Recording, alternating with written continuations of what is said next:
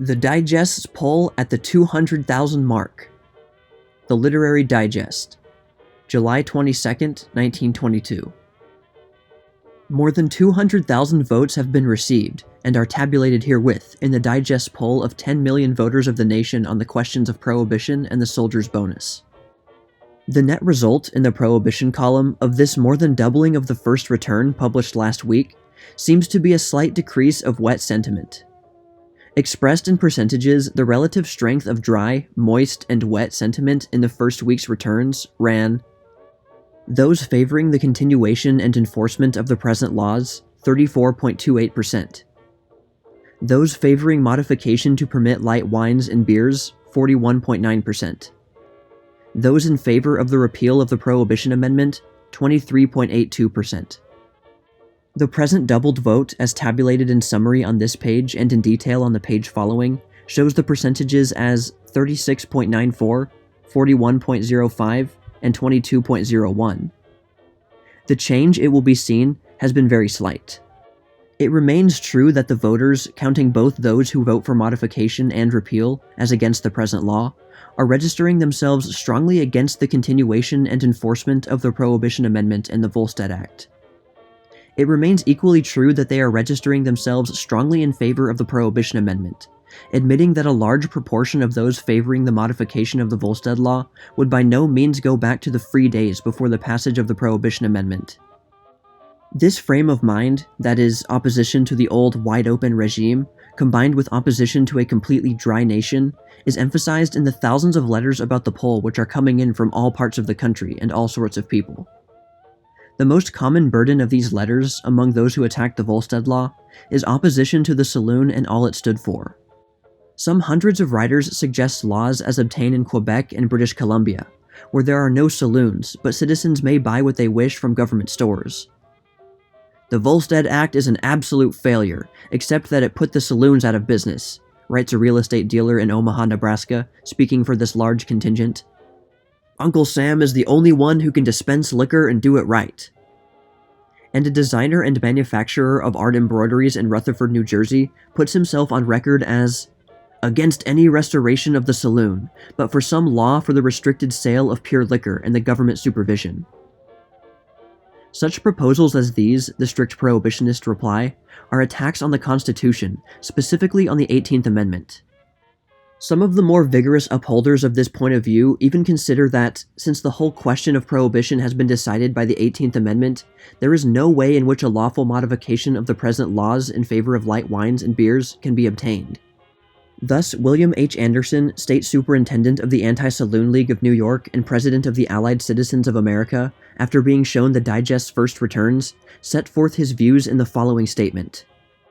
While believing fully in the honesty, good faith, and fairness of the Literary Digest, I have placed on record, before seeing any of the figures, my belief and fear that its nationwide poll on the prohibition question, as submitted, is unwise, must be inconclusive, and may be a hindrance instead of a help to law enforcement and law observance.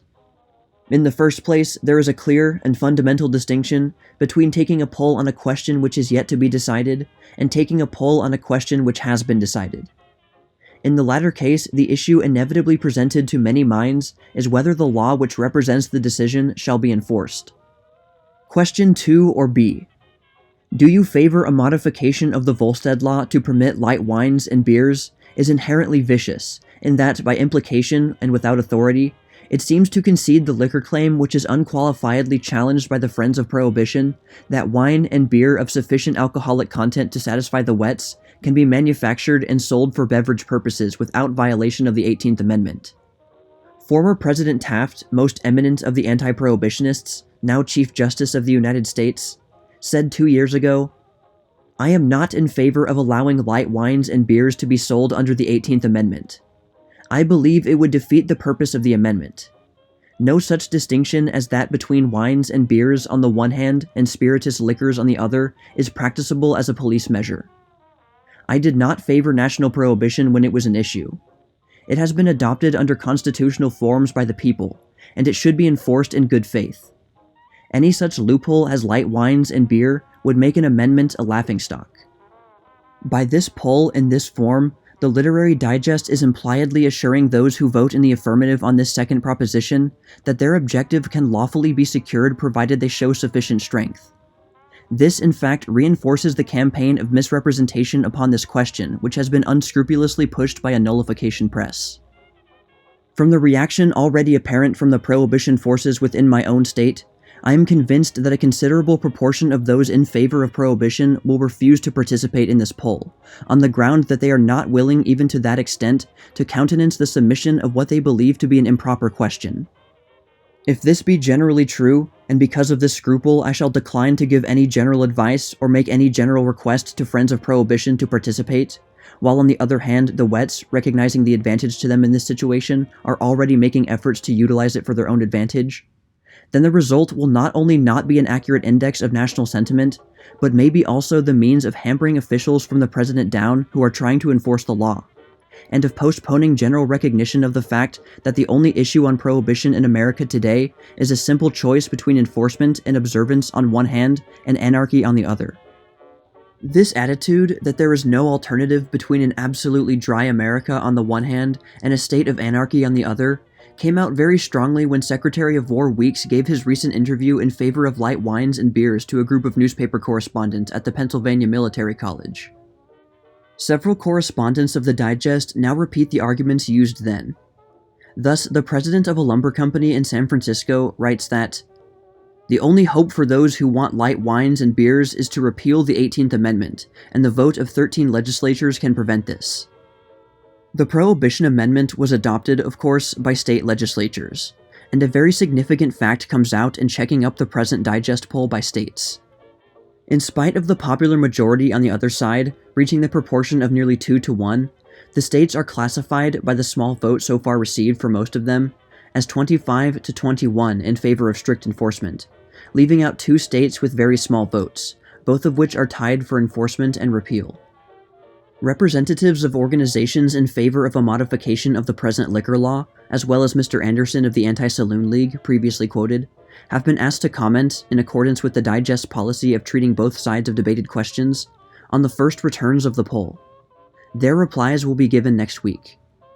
There is noticeable uncertainty as to the true state of public opinion toward the Prohibition Amendment, says the New York Tribune in an editorial discussion of the poll, printed previous to the announcement of the first returns.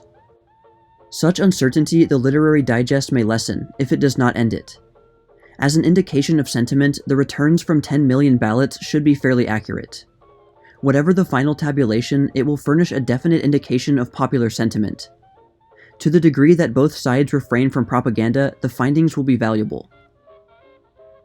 It may be mentioned in this connection that representatives both of the Anti-Saloon League and of the Association Against the Prohibition Amendment have suggested the danger that ballots might be counterfeited by unscrupulous persons in the other camp, especially since the ballots do not carry individual numbers. Ample precautions have been taken against counterfeiting, which permit persons acquainted with the Digest ballot to recognize it after a very brief test. In a poll of the magnitude of the present one, individually numbered cards might be imitated, with counterfeit numbers by the thousands, before the deception was discovered. This is hardly possible with the system now in use on the Digest postcard ballots.